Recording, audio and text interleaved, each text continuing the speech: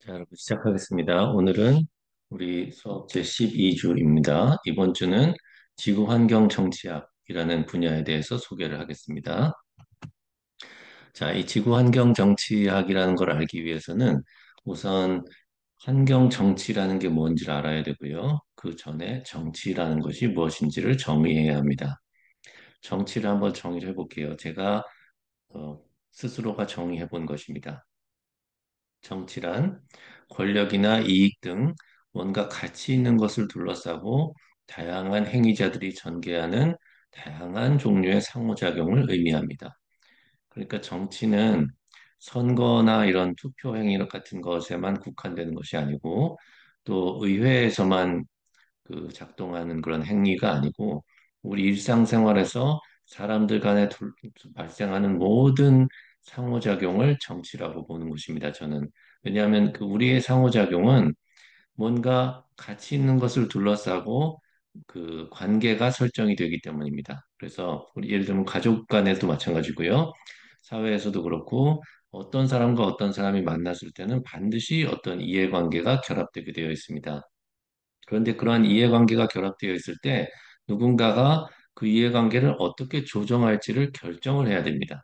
그 결정하는 과정에서 벌어지는 다양한 상호작용을 정치라고 합니다. 뭐 예전에는 아주 원시 시대에는 무조건 물리적으로 힘이 센 사람이 이런 것을 다 결정을 했겠죠. 왜냐하면 그런 것밖에 방법이 없었겠으니까요. 그렇지만 사람들이 이제 이성이 얼마나 중요한지 를 이제 점점 깨닫게 되면서 그리고 또 힘보다는 어떤 관념적인 요인들이 더 중요하다는 걸 깨닫게 되면서 보다 조금 더 발전된 방식으로 결정을 하는 질서를 잡아나가게 되는 거죠. 이런 과정을 정치라고 합니다. 자, 그렇다면 환경 정치란 무엇이냐? 이것은 환경 문제를 둘러싸고 전개되는 다양한 사람들의 다양한 상호작용을 말합니다. 이 환경 정치에는 다양한 행위자들이 개입이 되는데요. 뭐 개인도 있을 수 있고 국가도 있을 수 있고요. 또 정부, 지방 정부도 있을 수 있고 기업도 있을 수 있고요. 환경 단체, 국제 기구 이렇게 다양한 행위자들이 이 환경 문제를 둘러싸고 여러 가지 종류의 상호작용을 합니다. 이것을 환경 정치라고 합니다. 환경 정책은 특정한 제도를 말하는 것이고 이 정치는 그보다 훨씬 더 큰 개념입니다.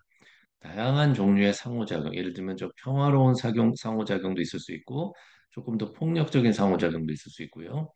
누군가 힘센 사람이 주도하는 상호작용이 있을 수 있고, 조금 더 협력적인 상호작용이 있을 수 있고요. 조금 더 제도화된 상호작용이 있을 수 있고요. 뭐 굉장히 다양한데요. 이런 것을 정치라고 합니다. 그래서 이제 환경 정치란 환경 문제를 둘러싸고 벌어지는 이러한 상호작용을 환경 정치라고 하죠. 그런데 이 환경 정치가 글로벌 차원에서, 전 지구 차원에서 전개된다면 그것을 글로벌 환경 정치 또는 지구 환경 정치라고 합니다. 환경 정치는 다양한 수준에서 전개될 수가 있겠죠. 우리 동네에서도 환경 정치라는 게 발생할 수가 있겠습니다. 우리 동네에 어떤 환경 문제가 있다면 이 문제를 둘러싸고 다양한 행위자들이 다양한 상호작용을 하게 되겠죠. 예를 들면 우리 동네에 무슨 심각한 환경 문제가 있다 그러면 사람들이 힘을 합쳐서 이 문제를 해결하는 과정에서 환경 정치가 발생할 수도 있고요. 또는 사람들이 이걸 가지고 싸울 수도 있습니다. 어떤 사람은 공장을 도입하자고 하고 어떤 사람은 공장을 도입하지 말자고 하고 그래서 이렇게 다양한 형태의 상호작용, 갈등, 협력, 뭐 이런 상호작용들이 발생할 수 있는데 이것이 우리 동네 수준에서도 발생할 수 있고, 뭐 국가 수준에서도 발생할 수 있고, 동북아시아, 동남아시아, 뭐 라틴 아메리카라는 지역 수준에서 발생할 수도 있고요. 또 전 글로벌 차원에서도 전 세계 차원에서도 발생할 수 있습니다. 그래서 전 지구 차원에서 발생하는 환경 정치를 지구 환경 정치라고 합니다. 자, 기본적으로 알아야 될 용어들 몇 개를 말씀드리겠습니다. 우선 우리 지구 환경 정치라는 말을 배웠는데 이거와는 달리 국제 환경 정치라는 말도 있습니다. 우선 국제란 국가들 사이의라는 뜻입니다. 그래서 이 용어는 국제 환경 정치라는 용어는 주권 국가들의 역할을 강조할 경우에는 글로벌 환경 정치라는 말 대신에 여전히 국제환경정치라는 말을 많이 씁니다. 우리가 지금 기후변화의 국제정치에서도 알 수 있듯이 국가대표들이 모여서 당사국 총회를 매년 개최하죠. 물론 그 당사국 총회에는 주권 국가의 대표만 가는 것이 아니고 기업들도 가고 환경단체들도 가고 과학자들도 가고 우리 학자들도 가고 많은 사람들이 참여하지만 결국 결정을 할 수 있는 권한이 있는 사람들은 국가의 대표들입니다. 왜냐하면 그렇게 따지지 않으면 각 국가별로 대표하지 않으면 다른 방법이 없기 때문에 그렇습니다. 그래서 이렇게 여전히 주권 국가들이 중요하다고 그 보는 시각에서는 이 인터내셔널 국제라는 말을 더 많이 씁니다. 그다음에 우주선, 지구 이런 말이 있는데요. 이것은 영어로는 spaceship Earth라는 건데 지구를 하나의 큰 우주선이라고 보는 것입니다. 이 지구라는 큰 우주선이 이제 우주를 항해하고 있습니다. 우주를 이제 가고 있는데 그 지구 안에는 굉장히 많은 200여 개가 넘는 주권 국가들로 나누어져 있다는 것입니다. 그래서 환경 생태계는 하나로 통합되어 있는데 주권 국가들은 다 분리되어 있기 때문에 굉장히 그 기본적인 본질적인 모순이 본질적인 문제가 여기에 있는 것입니다. 그래서 우리 정치학에서 이 환경 문제를 공부하는 것입니다. 만약 지구에 국가가 하나밖에 없다면 모든 동질한 집단이 딱 하나만 있다면 서로 환경 문제를 둘러싸고 싸울 필요가 없겠죠. 그렇지만 200여 개가 넘는 주권 국가로 분리되어 있다 보니까 환경 문제를 가지고 협력을 해야 되는데 협력을 잘 안 하는 그런 현상들이 생겨나게 되는 거죠. 그래서 우리가 국제정치학에서 이렇게 환경 문제를 공부하는 것입니다. 자, 우리 이제 학부 수업에서나 이제 대학원 수업에서 내가 주로 학생들하고 탐구하는 주제들은 다음과 같습니다. 이 지구 환경 정치라는 것은 누가 주도하는가? 강대국이 주도하는가? 아니면 개발도상국들이라도 아주 규모가 큰 나라들, 예를 들면 뭐 중국이나 인도 같이 인구가 큰 나라들은, 인구가 많은 나라들은 지구 환경 정치에서의 미치는 영향력이 굉장히 큽니다. 왜냐하면 예를 들어서 중국 같은 나라가 이제 환경 문제를 신경을 써가지고 뭐 많은 변화가 있었다 그러면 그게 전 지구에 미치는 영향이 굉장히 크겠죠. 왜냐하면 인구가 14억이 넘기 때문에 그렇죠. 만약 중국과 인도가 합친다면 그러면 이 전 세계 인구의 뭐 3분의 1, 한 40% 정도 될 텐데요. 이 두 나라가 어떤 결심을 해서 예를 들면 뭐 플라스틱을 쓰지 않기로 했다. 이러면 이게 전 세계에 미치는 영향이 굉장히 크겠죠. 그렇기 때문에 이 지구 환경 정치는 강대국이 주도하는 것 같지만 개발도상국들 중에서도 규모가 큰 나라들도 굉장히 큰 영향력을 가진다고 할 수 있습니다. 그러면 이렇게 국가들만 주도하느냐, 뭐 다른 행위자들은 그이 지구 환경 정치에 어떤 영향을 미치느냐, 뭐 이런 것들을 탐구하는 것입니다. 두 번째, 지구 환경 정치에는 어떤 질서가 있느냐, 거버넌스가 있느냐, 있다면 누가 그 질서를 만들고 유지하느냐, 국제 기구가 이런 걸 하는지, 아니면 강대국 패권국이 하는지, 아니면 무슨 시민사회가 하는지, 뭐 이런 것들도 되게 중요한 관심사입니다. 그다음에 이제 요즘 지구 환경 정치에서 가장 중요한 것은 기후 변화의 정치거든요. 이 기후 변화의 정치는 또 누가 주도하는가? 그리고 마지막으로 한국은 기후 변화의 정치에서 어떤 기여를 할 수 있나? 이런 탐구들을 이제 이런 주제들을 우리가 탐구하고 있습니다. 자, 제가 이 연구 주제를 약 한 20여 년 이상 공부해 오면서 연구 주제가 이제 전 세계적으로 특히 이제 미국 정치학에서 이 연구 주제가 변화해 온 것을 알 수가 있는데요. 예전에는 1980년대에는 이 지구 환경 정치학에서 제일 중요한 연구 주제는 국제 환경법과 국제 환경 조약이었습니다. 왜냐하면 이 국제 환경법이라는 것은 조약에 의해서 만들어진 문구를 국제 환경법이라고 하는데요. 1980년대는 국제환경조약의 전성기였습니다. 많은 환경조약들이 80년대와 90년대에 만들어졌는데요. 그러다 보니까 이 환경조약들이 만들어내는 국제환경법을 공부하는 것이 굉장히 중요했습니다.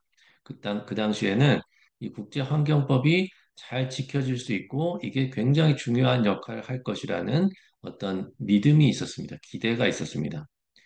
근데 그러다 보니까 조금 지나다 보니까 어떤 조약은 굉장히 잘 굴러가고 잘 작동이 되고 어떤 조약은 국가들이 잘 그걸 지키지도 않고 해서 그러면 어떤 조약은 국가들이 잘 지키나 그것을 바로 레짐의 준수라고 합니다. 레짐이란 것은 이제 조약보다 더 큰 개념인데요.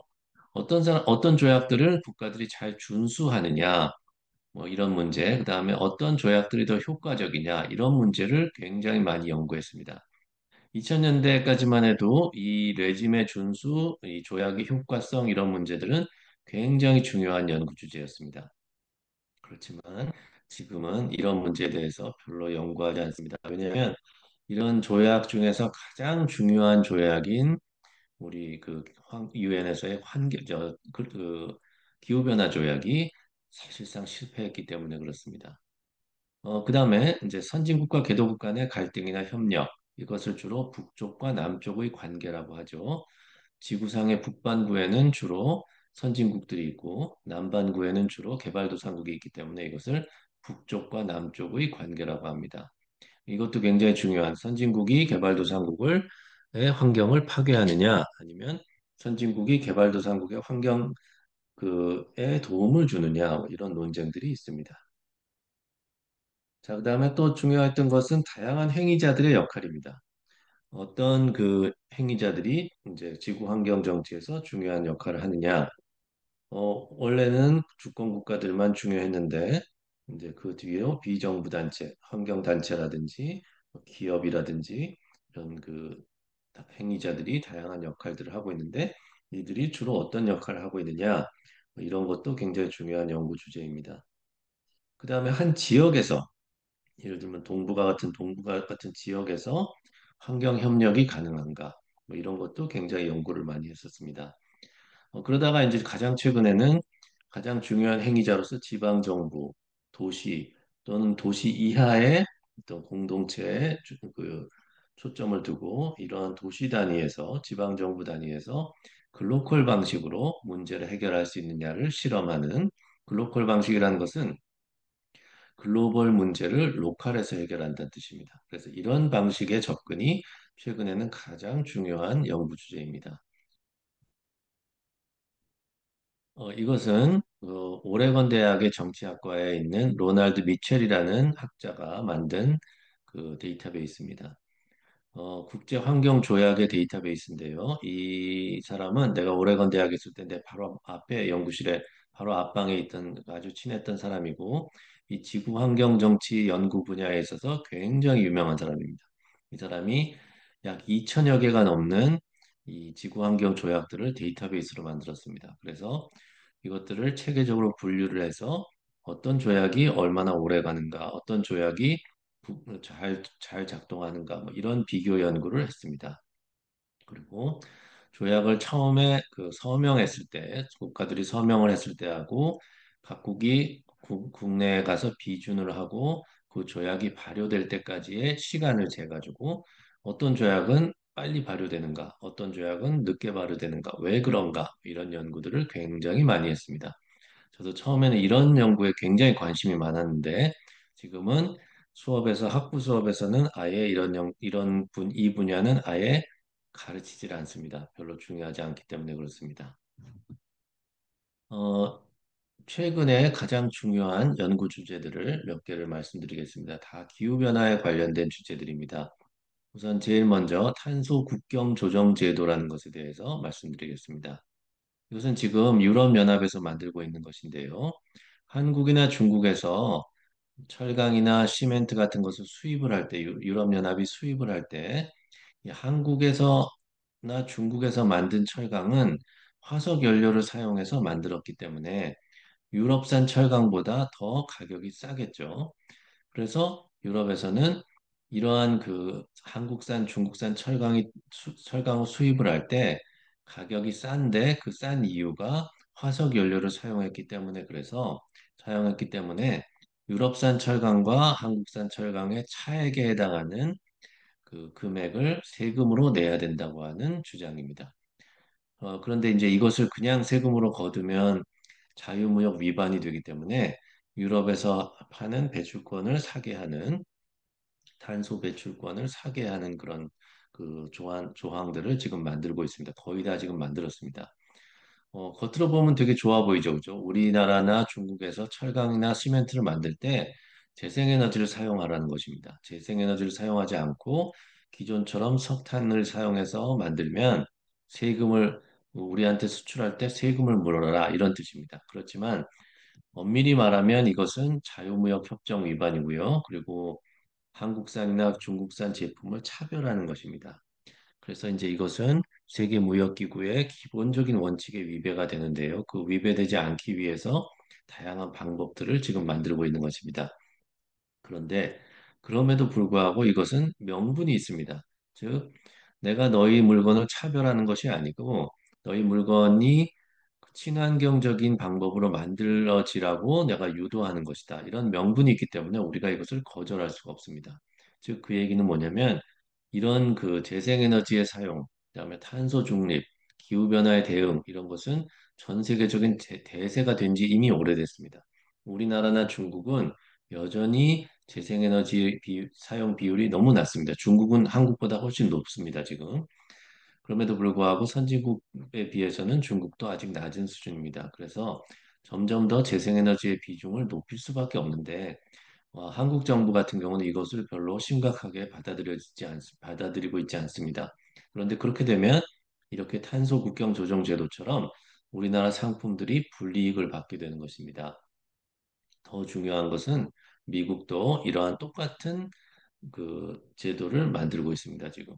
그러면 다 미국이나 이런 유럽이 이런 것들을 만드는 것의 목적은 한국이나 중국과 같은 그런 조금 잘 나가는 경제 국가들을 이제 좀 이렇게 못 살게 굴기 위해서다 이렇게 볼 수도 있지만 이런 탄소 중립이라는 대세를 따라가지 않으면 우리는 더 이상 이제 살아남을 수가 없습니다.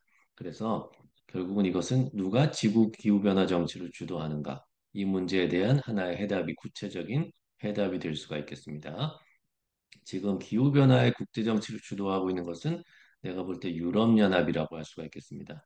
유럽연합에서는 계속해서 새로운 기준을 만들고 새로운 법칙을 만들고 있습니다. 그리고 그것을 다른 나라에 전파하기 위한 기제로서 이렇게 탄소 국경 조정제도, 즉 무역을 하나의 기제로 삼는 이런 방법을 택하고 있는 것입니다. 자, 이거 알죠, 여러분? RE100이라는 거죠. RE100라는 것은 어, 2050년까지 또는 2030년까지 기업에서 사용하는 에너지를 전부 100% 재생에너지로 만들자라고 하는 기업들의 자발적인 모임입니다. 그런데 여기서 제가 클럽이라는 말을 사용했죠, 그죠? 이 클럽이라는 말은 어떤 의미가 있냐면 배타적이라는 의미가 있습니다. 그 대신 이 클럽의 회원이 되면 그 회원들끼리는 많은 혜택을 누릴 수가 있는 뭐 그런 성격입니다. 그래서 재생에너지를 사용하는 기업들이 클럽이라고 볼 수가 있습니다. 이 클럽에 끼지 못하면 이 클럽에 있는 회원국들하고 거래를 할 수가 없고 관계를 맺을 수가 없습니다. 서로 수입 수출도 할 수가 없고요. 그래서 이 기업들이 또 글로벌 기후변화 정치에서 굉장히 중요한 역할을 하는 사례라고 볼 수가 있습니다. 그리고 이들이 재생에너지 사용은 어떤 기준까지 재생에너지 사용으로 인정되느냐에 대한 규칙을 자기들이 만들고 있습니다. 진짜로 100% 재생에너지를 사용하는 게 아니고 재생에너지는 50%밖에 사용 안 했더라도 나머지는 개발도상국의 재생에너지 발전을 위한 공장을 세워줬다든지 숲을 조성해줬다든지 이런 활동들을 기업들이 하면 그런 활동들을 재생에너지 사용으로 인정받는 것입니다. 그래서 이런 규칙들도 다 아마존이니 무슨 애플이니 이런 구글이니 이런 글로벌 기업들이 주도를 하고 있는 것입니다. 자기들이 자기들의 유리한 기준을 만들고 있고 개발도상국의 기업들 또는 미국이 아닌 다른 나라의 기업들도 여기에 동참해라. 여기에 동참하지 않으면 너희들은 나와 거래할 수 없다라고 이제 하고 있는 것입니다. 그래서 이런 현상들도 우리의 연구 관심사입니다. 어떤 기업들이 여기에서 어떤 규칙과 제도를 만들어내고 있느냐, 이것을 연구하는 것이 국제정치학에서 굉장히 중요합니다. 자, 여러분 ESG라는 거 알죠? 그죠? 환경, 사회, 그리고 거버넌스. 이것은 과거에는 기업의 사회적 책임이라는 것이 있었는데요. 그것에 조금 발전된 형태입니다. 기업이 환경 문제에 얼마나 책임 있게 대응하느냐, 그리고 사회의 불평등이라든지 복지, 특히 노사관계, 노동 문제, 임금 문제 이런 것에 있어서 얼마나 약자들을 도와주느냐, 그리고 기업의 지배 구조가 얼마나 개방적이고 민주적이냐, 이런 세 가지의 지표들을 가지고 주주들이 그 기업의 가치를 평가하는 것입니다. 이것을 바로 ESG라고 하는데요. 어떤 나라에서는 이것은 이제 기업들이 자발적으로 해도 되고 안 해도 되는 것인데요.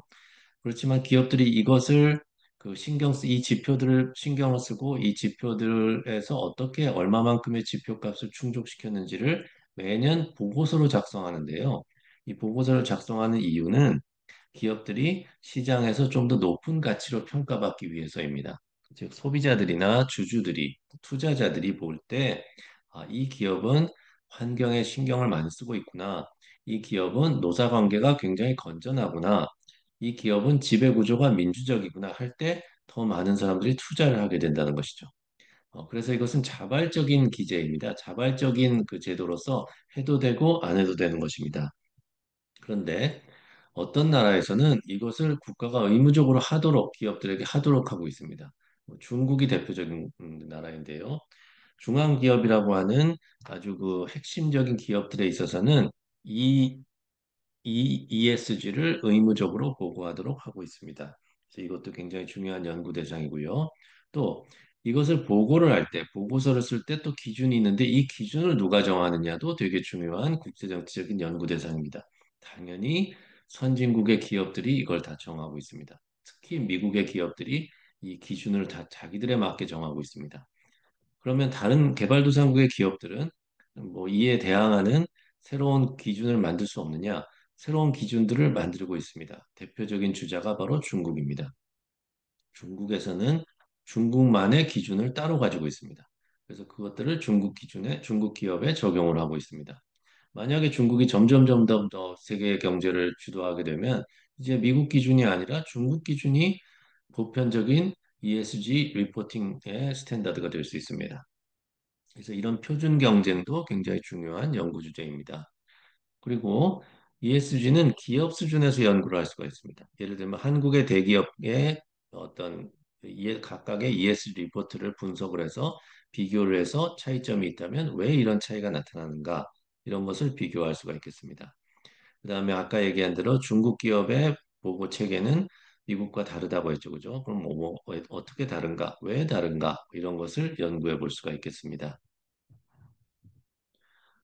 그 다음으로 중요한 주제는 에너지 전환이라는 주제입니다. 에너지 전환은 특히 한국에서 굉장히 중요한 주제이고요. 많은 연구들이 필요한 주제입니다. 에너지 전환은, 에너지 전환은 다음에 네 가지로 정의할 수가 있겠습니다. 첫째는 재생 불가능한 에너지에서 재생 가능한 에너지로의 전환입니다. 재생 가능한 에너지는 여러분들이 알다시피 태양력, 풍력, 지열, 이런 수력 발전, 이런 것들을 말하는 거죠. 우리가 재생 가능한 방식으로 전기 에너지를 만드는 것, 이것이 이제 재생 에너지입니다. 한국에서는 신재생 에너지라는 말을 쓰는데요. 이런 말을 쓰는 나라는 한국밖에 없습니다. 신재생에너지란 신에너지, 수소에너지 같은 거와 재생에너지를 합친 건데 신에너지는 절대로 재생에너지가 아닙니다. 지금 한국에서 예를 들면 수소 전기다 그러면 수소를 어떻게 만드느냐? 화석연료를 사용해서 만들고 있습니다. 그래서 신에너지의 대부분은 다 재생에너지가 아닌데 왜 그럼 한국에서는 신재생에너지라는 말을 썼느냐? 재생에너지의 비중을 조금 더 높아 보이게 하기 위해서 한국만 전 세계에서 그 이런 범주를 사용하고 있는데요. 이런 것들은 빨리 좀 없어져야 될 것 같습니다. 그다음에 두 번째 에너지 전환의 의미는 중앙 집중식 에너지 체제에서 분산형 에너지 체제로 전환입니다. 한국은 지금 한국전력, 한전이라는 회사가 모든 에너지를 다 관리하고 있습니다. 내가 내 집에서 전기를 만들어도 그것은 반드시 한전에다가만 팔아야지 내가 직접 쓸 수가 없습니다. 전력의 생산, 공급, 유통, 분배 모든 것을 다 중앙정부가 다 컨트롤하고 있습니다. 근데 이것이 분산형 에너지 체제로 전환되면 뭐 비용도 훨씬 더 절약할 수가 있겠죠. 예를 들면 지금 우리가 강원도 여기 원주에서 쓰고 있는 전기는 어디서 오냐면은 저기 충청남도 당진이란 곳에서 만들어진 전기입니다. 화력 발전으로 만들어진 전기를 수백 킬로미터 떨어진 원주까지 끌고 와야 되겠죠, 그죠? 전기선에 의해서. 근데 그냥 그 전선에 의해서 끌고 오면 전력은 중간에 많이 없어지거든요. 전력 손실이 너무 많기 때문에 압력을 굉장히 높여서 고압으로 이제 전기를 송출을 하는데 이 고압으로 송출하는 데 있어서 비용도 엄청 들겠죠, 그죠? 고압의 전선은 또 따로 있어야 되고. 그렇게 이렇게 멀리서 전기를 끌어와 가지고 생산을 그 멀리서 생산된 전기를 끌어올 게 아니고 자기가 자기 지역에서 만든 전기는 자기가 생산하게 하면 얼마나 좋을까요? 이런 것이 바로 유럽이나 미국에서 쓰고 있는 분산형 에너지 체제입니다. 세 번째는 수요 중심의 에너지 체제에서 공급 중심의 에너지 체제로의 전환입니다. 우리는 여름철에 전력 수요가 늘어났다. 뭐 여름철에 너무 더워서 에어컨을 많이 킨다. 그러면 당연히 전력 공급을 더 많이 해줘야 된다고 생각하고 있죠, 그죠? 그렇지만 선진국에서는 이렇게 수요가 있다고 해서 무조건 에너지를 공급하는 게 아니고 공급량을 정해놓고 공급량에 맞추어서 에너지 정책을 씁니다. 이게 대표적으로 독일이나 영국이나 미국도 에너지를 얼마나 생산할 수 있느냐를 보면서 이제 전력을 이제 그 에너지 정책을 만들고 에너지 가격을 결정합니다. 근데 한국에서는 전 세계에서 유일하게 한국에서는 수요 중심의 에너지 체제로 이제 정책을 쓰고 있습니다. 수요가 많으면 당연히 공급을 많이 해줘야 된다고 생각하고 있는데 이것은 반드시 발상의 전환이 일어나야 됩니다. 그러고 이런 식으로 에너지 전환이 일어나야 되는데 이것을 시도하지 않는 이유는 이걸 시도하면 당장 에너지 가격이 올라가고 불편함이 따르기 때문에 이런 것을 추구하는 정부는 다음 선거에서 지겠죠. 그래서 선거에서 이기기 위해서는 에너지 체제를 절대로 건드리지 않습니다. 그다음에 마지막으로는 환경 문제를 야기하는 시스템에서 친환경적인 시스템으로의 전환을 말하는데 이것은 주로 핵 발전을 말하는 것입니다. 핵 발전에 대해서는 조금 이따 다시 얘기를 하겠습니다. 그래서 이렇게 네 가지를 주로 에너지 전환이라고 합니다. 우리나라는 지금 민주당에서는 에너지 전환을 당론으로 삼고 있지만 실제로 민주당이 집권했을 때 별로 이걸 추진하지 않습니다. 또 이제 국민의힘 당에서 보수당에서는 에너지 전환은 잘못된 거라고 주장하고 있습니다. 그래서 이게 정치 쟁점화됐기 때문에 이것을 정치학적으로 분석하는 것이 굉장히 중요한 연구 주제라고 할 수가 있겠습니다. 자, 그다음엔 핵에너지 문제. 여기서도 이제 많은 쟁점들이 있습니다. 지난번에 우리 강명지 학생이 와서 한국과 대만의 탈핵 정책에 대해 비교하는 거 우리 발표했었죠. 자, 핵에너지에는 여러 가지 쟁점들이 있습니다. 첫째, 핵에너지는 안전한가? 여러분, 뭐 이걸 안전하다고 얘기하는 사람은 핵 발전으로 인해서 먹고 사는 사람들, 핵 원자력 공학과 교수들과 학생들, 원자력 공학과 연구를 통해서 연구비를 받는 사람들, 그리고 그 연구로 인해서 나온 뭐 기업이라든지 이런 기업들의 주식을 사는 사람들, 또 한국 뭐 이제 이 원자력에 관련된 부품이나 뭐 이런 것들을 만드는 회사들, 뭐 이런 그 또 한수원의 직원들, 뭐 이런 사람들, 즉 이해관계자들이 주로 안전하다고 주장을 하겠지만 여러분들 많이 봐서 알겠지만 이제 그 특히 이제 최근에는 2011년 3월에 이제 일본에서 이제 원자로가 터졌죠. 그리고 체르노빌에서도 터지고 미국에서도 터지고 많이 이제 한번 사고가 나면 대형 사고가 나기 때문에 결코 안전한 에너지라고는 볼 수가 없습니다. 핵 에너지는 값싼 에너지인가? 겉으로 보면 값싼 것 같죠, 그죠? 그렇지만 사용 후 핵 연료를 어딘가에는 저장을 해야 되는데 이 지금 저장 방법을 찾지 못하고 있습니다. 몇몇 국가에서는 뭐 핀란드나 뭐 독일이나 몇몇 국가에서는 어떤 저장을 위한 실험을 위한 장소들을 이제 선정을 하고 땅속 몇 평미터까지 파서 이것을 묻었을 때 안전한가 뭐 이런 것들을 지금 실험을 하고 있는 단계이긴 하지만 그 어떤 나라도 아직까지 이 문제를 확실히 해결한 나라가 없습니다. 그렇다면 이제 핵 에너지를 사용하게 되면 사용하고 남은 핵 연료는 계속 나올 수밖에 없겠죠. 이 핵 연료를 처리하지 못한다고 하면 이것은 굉장히 큰 문제가 되겠죠. 사용은 핵 연료도 아직도 엄청난 그 폭발력이 있고 방금 사용하고 난 핵연료는 뭐 당연히 뭐 그 앞에 사람이 3초만 서 있어도 죽을 정도이고 이 반감기가 굉장히 길기 때문에 여기서 나오는 독성이 다 없어지려면 한 10만 년이 걸린다고 합니다. 그런데 그것을 10만 년 동안 땅에 잘 묻어서 안전하게 보존할 수 있는 방법을 우리가 만들려면 굉장히 돈과 시간과 모든 비용들이 엄청 들겠죠. 뭐 그런 미래 세대가 부담해야 될 비용들을 따지면 이게 결코 값싼 에너지라고 볼 수 없습니다.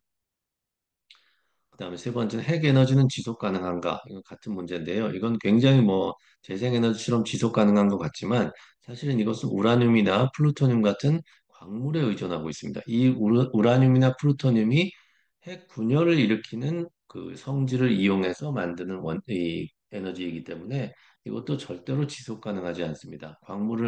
광물 자원은 유한하겠죠. 그다음에 핵 에너지는 친환경적인 에너지인가? 이것은 굉장한 논쟁입니다. 뭐 기후 변화가 워낙 심각하기 때문에 유럽연합에서는 뭐 작년에 친환경적인 에너지로 분류를 했는데 이것은 또 얼마든지 바뀔 수 있습니다. 그렇지만 어쨌든 위에 이런 그 안전 문제라든지 그다음에 사용 핵 연료의 처리 문제라든지 이런 것들을 봤을 때 결코 친환경적인 에너지라고는 볼 수가 없습니다. 자, 그 다음에 각국의 에너지 믹스를 에너지 사용을 비교하는 그런 연구도 가능할 것 같습니다. 여러분, 이 사이트에 들어가 보면 각국이 에너지를 어떻게 쓰고 있는가, 이제 이거를 이제 볼 수가 있고, 이거를 다 이제 일일이 다 비교할 수가 있겠는데요.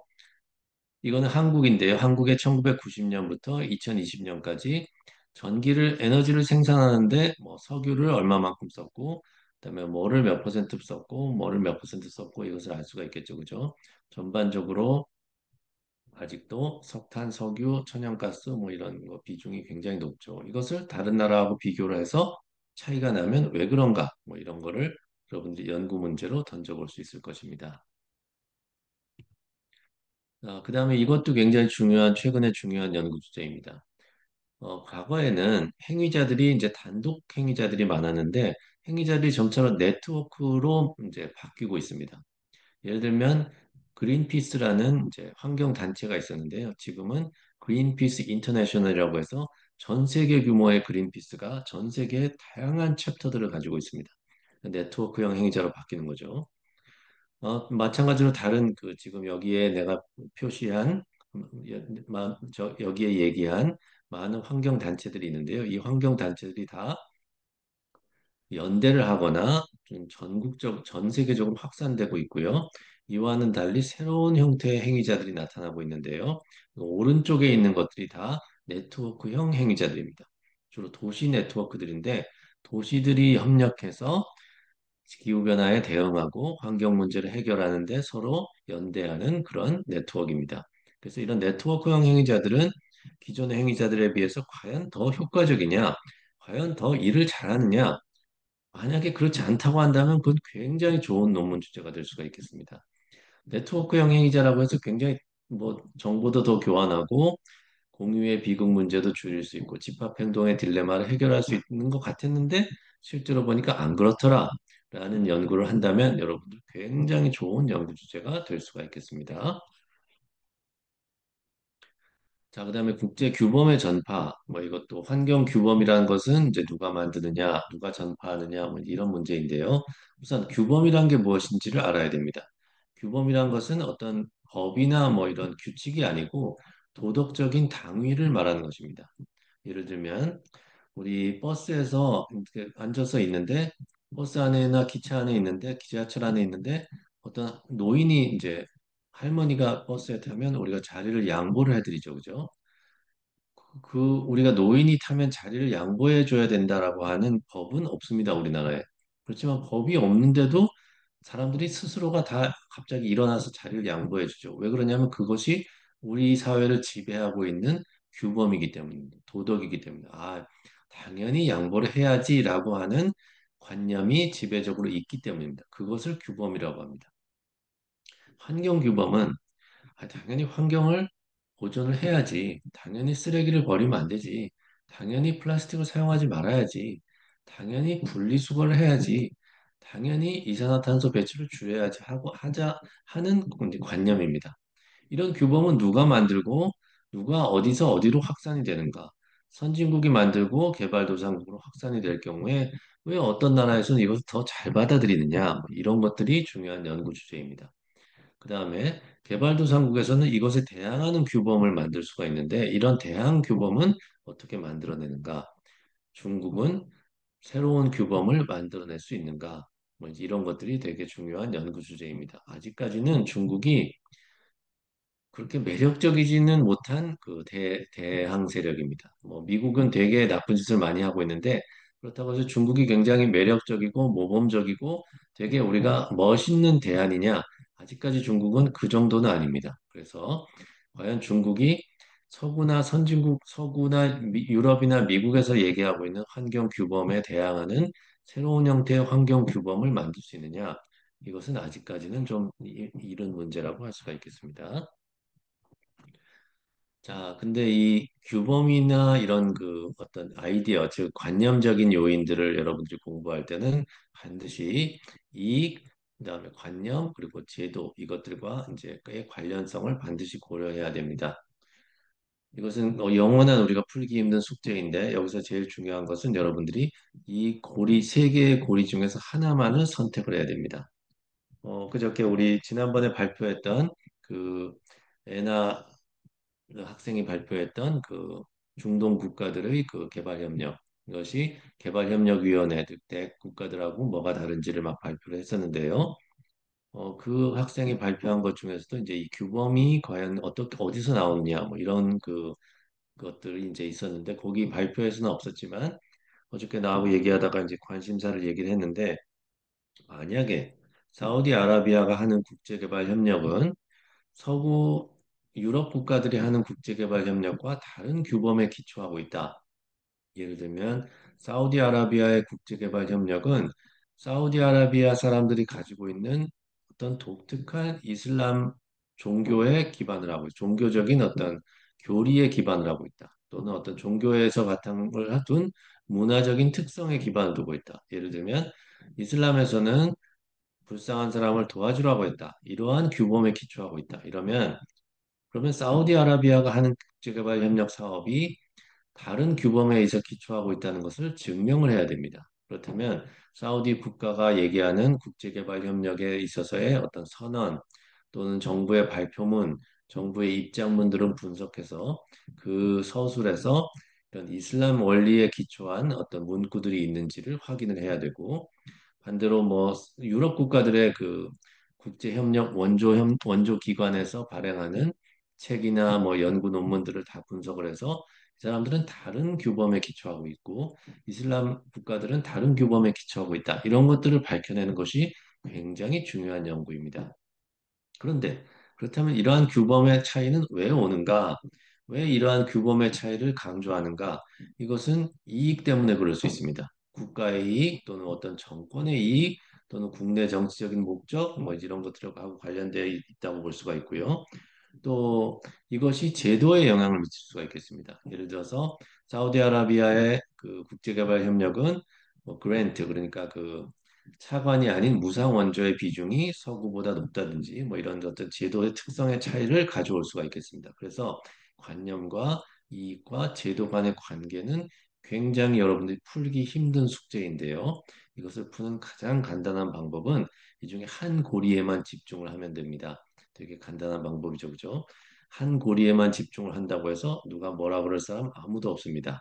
이것은 혹시 여러분들이 연구를 설계를 하다가 이런 문제에 부딪히면 반드시 나한테 찾아오세요.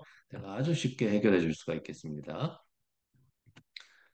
자, 그 다음에 이제 국경을 넘어서는 환경 문제라는 것이 있습니다. 한 나라에만 국한되는 것이 아니고 한 환경 문제가 다른 나라하고 연결되는 문제입니다. 이것은 다음과 같은 세 가지로 분류를 할 수가 있겠습니다. 첫 번째는 상류 하류 문제이냐 아니면 상호작용의 문제이냐입니다. 상류 하류 문제는 일방적으로 한 나라가 다른 나라에게 영향을 미치는 문제입니다. 즉 상류 국가가 하류 국가에 영향을 미치는 문제입니다. 예를 들면 이제 메콩강이 있죠. 동남아시아에 메콩강은 이제 밑에 쪽으로 흐르고 있는데 위에 쪽 나라가 밑에 쪽 나라에게 영향을 미치겠죠. 위에 쪽 나라가 강물을 오염시키면 밑에 쪽 나라는 일방적으로 피해를 받겠죠. 또 한국과 중국 간의 미세먼지 문제도 편서풍이라는 것이 항상 동쪽에서 서쪽으로 바람이 불기 때문에 한국보다 서북 쪽에 있는 중국에서 미세먼지가 항상 한국 쪽으로 날아오게 돼 있죠. 반대로 또 중국의 입장에서는 몽골에 있는 미세먼지가 또 중국으로 일방적으로 날아올 수밖에 없겠죠. 왜냐하면 몽골이 중국보다 더 서쪽에 있기 때문에, 서북 쪽에 있기 때문에. 그래서 이런 것들을 일방적인 문제를 상류, 하류 문제라고 합니다. 그렇지만 이렇게 일방적이지 않고 상호작용하는 문제도 있습니다. 예를 들면 유럽에 가면 지중해라는 바다가 있는데 지중해는 한 9개 나라 정도가 둘러싸고 있습니다. 근데 이 9개 나라 뭐 이탈리아도 있고 뭐 크로아시아도 있고 이집트도 있고 뭐 다양한 나라들이 있는데 이 나라들이 막 이 지중해 쓰레기를 버리면은 이 지중해가 뭐 오염이 되겠죠. 그런데 이것은 누군가가 일방적으로 잘못한 게 아니고 다 같이 잘못한 경우입니다. 이런 것을 상호작용형이라고 합니다. 근데 상류 하류 문제는 정말 굉장히 그게 풀기가 힘든 문제입니다. 상호작용 문제보다는. 그다음에 양자냐 다자냐도 있겠습니다. 두 나라 간의 문제일 수도 있고 여러 나라가 개입되는 경우도 있겠습니다. 메콩강은 10개 나라가 다 뭐 동남아 한 7, 8개 나라가 다 개입이 되고 있고요. 그다음에 양자 문제 뭐 어떤 강의 오염, 에디오피아와 에리트리아의 물 문제 뭐 이런 것들은 양자 간의 문제입니다. 그다음에 자연적인 것이냐, 의도적인 것이냐. 어떤 나라가 의도적으로 강에다가 뭐 쓰레기를 뭐 버리지 말아야 될 중금속을 버렸다. 그런데 그 강이 옆에 나라로 흘러 들어갔다. 이것은 굉장히 의도적인 문제겠죠. 그래서 이런 의도적이냐, 자연적인 것이냐. 예를 들면 미세먼지 문제다. 이것은 의도적인 게 아니죠. 중국이 한국을 괴롭히기 위해서 일부러 미세먼지를 한국 쪽으로 흘려보냈냐. 이건 절대 아니죠. 그죠? 자연적인 현상인 거죠. 그래서 이제 이렇게 분류를 할 수가 있고요. 우리가 지금까지 공부해 왔던 것 중에 제일 많이 했던 게 이제 한중일 공동 연구 사업입니다. 한국과 중국과 일본이 2000년부터 1999년부터 2019년까지 20년간 대기오염에 대해서 이제 그 장거리를 이동하는 대기오염에 대해서 연구를 했습니다. 그런데 이것은 협력이라고 볼 수가 없습니다. 전혀. 왜냐하면 한국과 중국과 일본의 과학자들이 협력하지 않고 각자 다른 방식으로 연구를 했습니다. 그렇기 때문에 각자 다른 기준에 의해서 각자 다른 방법으로 연구를 했기 때문에 서로 각자 다른 결과가 나올 수밖에 없습니다. 그리고 그 결과는 각자 자기 나라에 유리한 결과밖에 나올 수가 없겠죠. 그리고 어떤 대기오염 물질이 어떻게 어디로 이동하느냐를 우리가 측정하기 위해서는 어떤 시뮬레이션을 해야 됩니다. 그러니까 어떤 모델링 기법이라는 걸 사용을 해야 되는데 그 모델링 기법에는 다양한 조건들을 이제 넣어야 되는데 그 조건을 넣는 방식이 세 나라 다 합의를 안 했기 때문에 세 나라가 다 다릅니다. 예를 들면 북경에서 출발해서 한국으로 오는 비행기가 있을 수가 있는데요. 이 비행기가 내뿜는 배기가스는 중국발로 봐야 되는지 한국 것으로 봐야 되는지 이런 것은 이제 조건을 합의를 해야 돼. 조건을 이제 어떤 일정한 정해서 우리 모델링에다가 이제 입력을 해야 되는 거죠.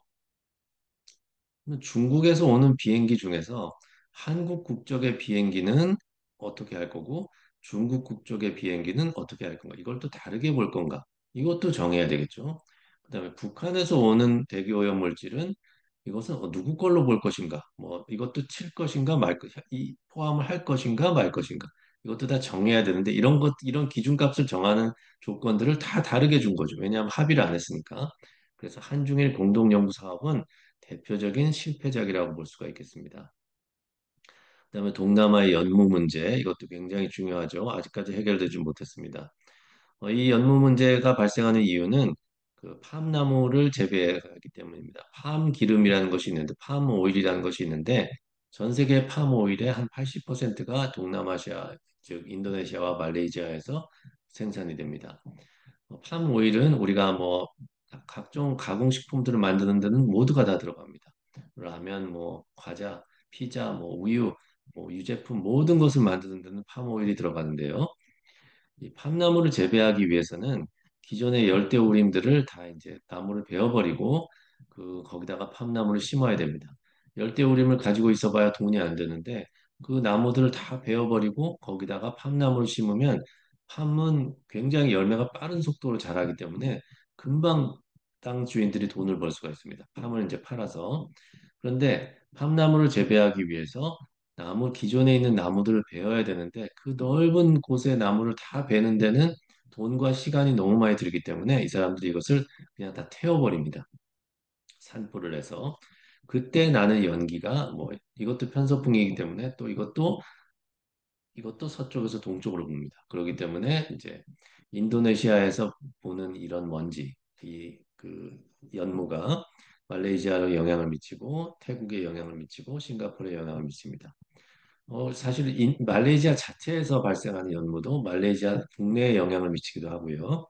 그리고 또 더 중요한 거는 인도네시아에서 발생하는 연무가 이제 그 인도네시아의 팜 재배 농장 때문에 그런 건데 인도네시아의 팜 재배 농장의 농장주들이 대부분 뭐 싱가포르나 말레이시아의 대기업인 경우가 많습니다. 그래서 자기들끼리 이해관계가 섞여 있어서 이 문제가 잘 해결이 안 되고 있습니다. 유럽의 산성비 문제는 굉장히 예외적으로 잘 해결된 사례입니다. 그것은 1950년대, 60년대부터 동유럽 국가들하고 북유럽 국가들이 이제 계속 이제 산성비라는 게 뭐냐면 이제 대기오염 물질, 즉 황산화 계열 물질이 주로 또 질산화 계열 물질이 이제 위로 올라가는데 이게 장거리를 이동을 해서 200km, 300km를 이동했다가 비가 오면은 비에 묻어서 떨어지는 겁니다. 그것을 이제 산성비라고 하는데 핀란드나 노르웨이에서 왜 우리나라가 스웨덴 같은 나라에서 왜 우리의 산성비가 많은 걸 연구해 봤더니 연구 결과 이게 독일에서 날라오는 거라는 것이 밝혀졌죠.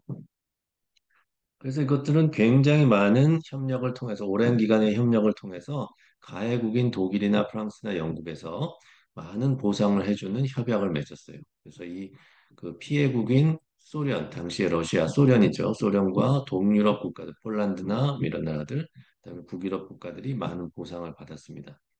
여기는 가해국인 영국과 프랑스가 굉장히 돈이 많은 나라였어요. 그리고 피해국이 되게 가난한 나라들이었기 때문에 굉장히 이런 그 보상이나 이런 협력이 굉장히 쉬웠다. 이렇게 볼 수가 있겠습니다.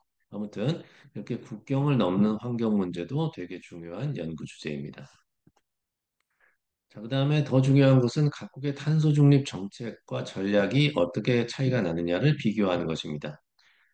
지금 제일 중요한 과제는 탄소 중립이겠죠, 그죠? 모든 나라들이 다 탄소 중립을 하기로 합의를 했습니다.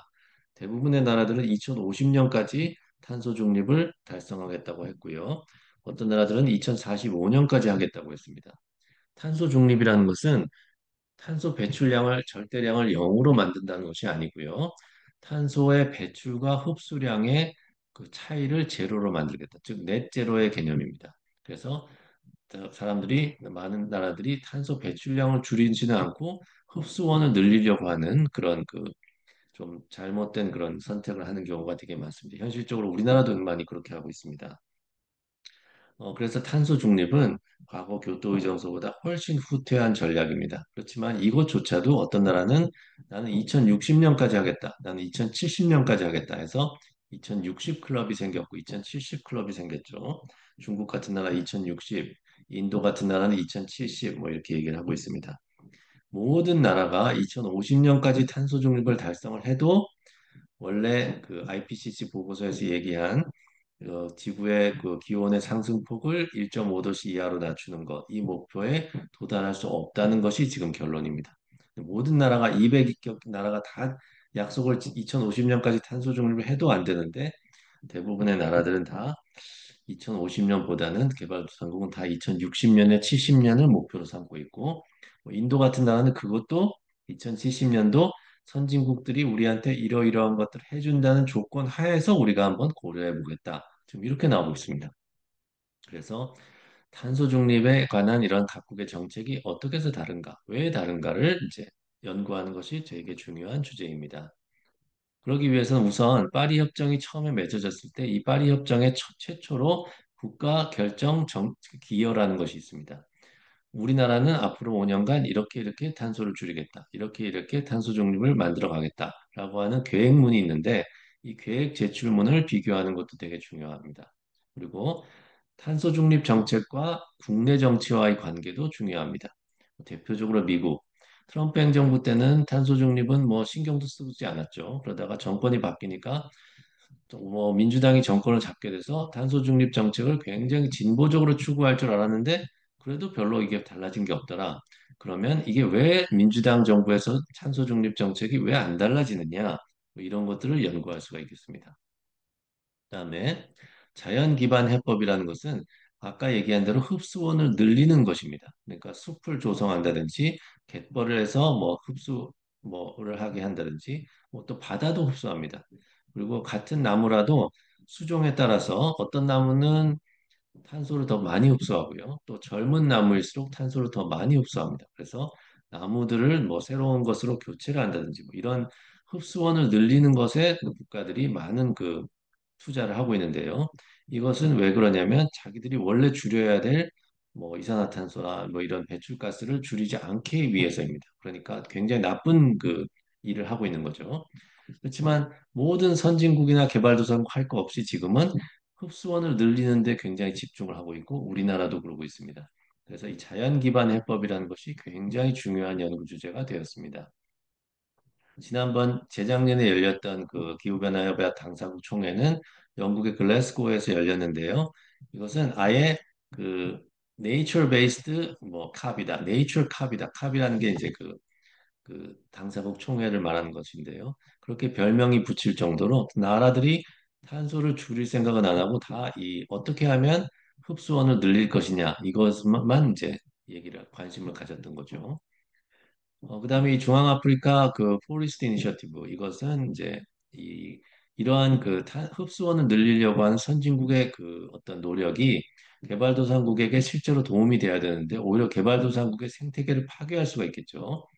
왜냐하면 흡수력이 높은 나무들로 뭐 교체를 한다든지 그렇게 되면 이제 생태계 균형이 파괴되겠죠. 그래서 그런 것에 대응을 하고자 해서 중앙아프리카 국가들이 8개의 국가들이 연합해서 만든 어떤 그 조직입니다.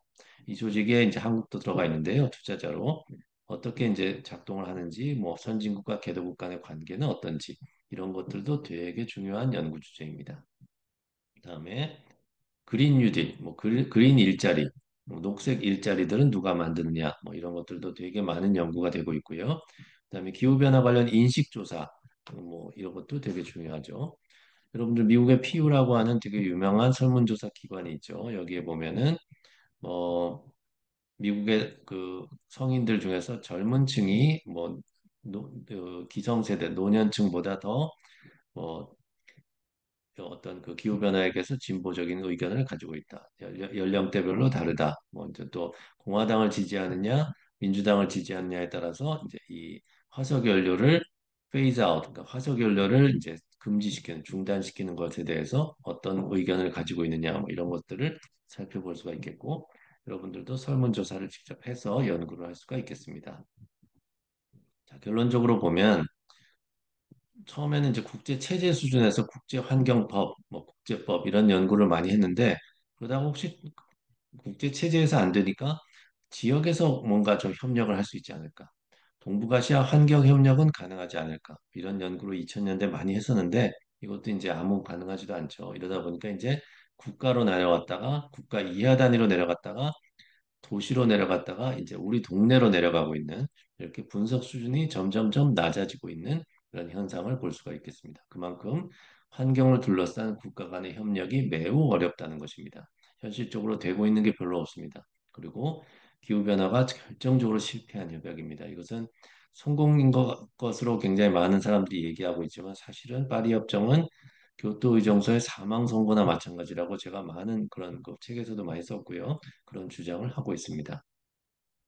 그다음에 주권 국가들뿐만 아니고 시민, 기업, 대학 이런 그 다양한 행위자들의 역할이 증대하고 있고요.